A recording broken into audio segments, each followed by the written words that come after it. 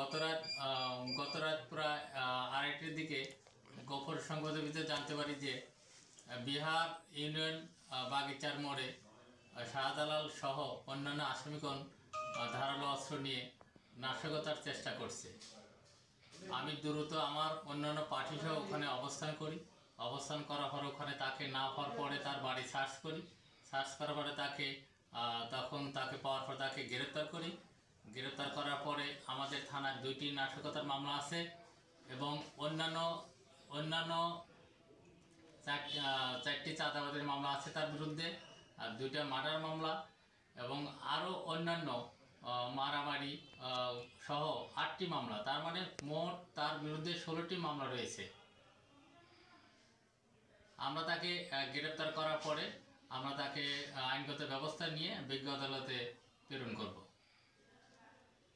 তাকে গ্রেপ্তারের চেষ্টা করেছি, সে এলাকায় না থাকার কারণে গ্রেপ্তার করা সম্ভব হয়নি। গত রাত্রে আসা মাত্রই এলাকার গোপন সংবাদের ভিত্তিতেই তাকে গ্রেপ্তার করা হয়।